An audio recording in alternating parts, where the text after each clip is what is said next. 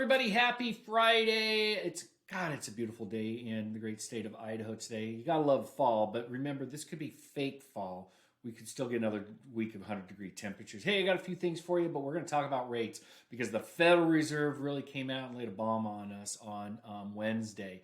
And it's not that it wasn't expected. We expected the Federal Reserve to raise interest rates by 3/4 of a point. Please keep in mind that when the Federal Reserve raises rates, we want them to raise rates. It's really important that the Federal Reserve raises rates because that brings inflation down.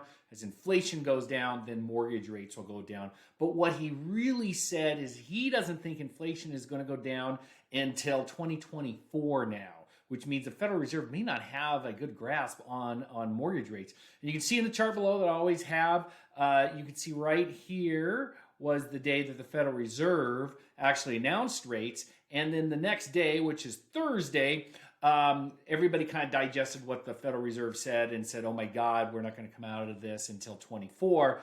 And we also had some information about recession. Today, it's a green chart, which means rates are slightly improving, but that's because a bunch of talking heads came out and says that we're in for a big recession in early 2023.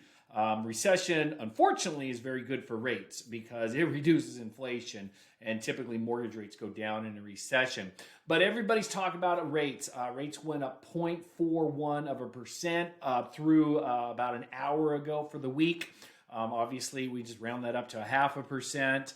Rates are in the high sixes now. If you're writing up contracts, I would qualify your borrowers at 7%. We're qualifying all of our clients at 7% now, even though rates are like 6.53, 6.61 today.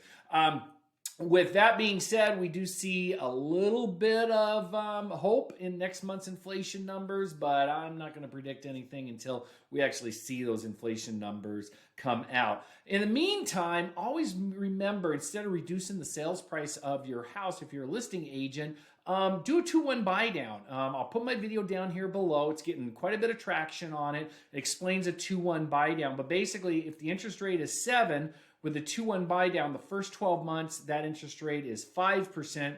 The second 12 months, it's at 6%. And then for the remainder term of the loan, it's at that 7% interest rate. It's a great way to, rather than reduce a sales price on a house or improve the price on a sales price on a house, that the seller can add some concessions to the borrower. Also, we actually just got some pretty cool data out this week.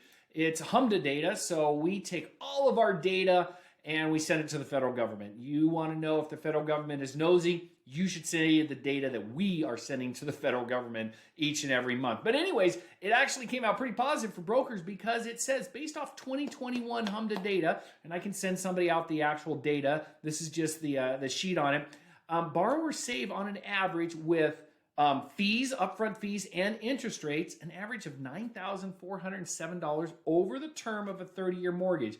Now, a lot of that comes with origination fee because brokers don't charge an origination fee. Your retail lenders, your credit unions, they all charge origination fees. Brokers do not. So this actually shows that brokers are truly, truly better.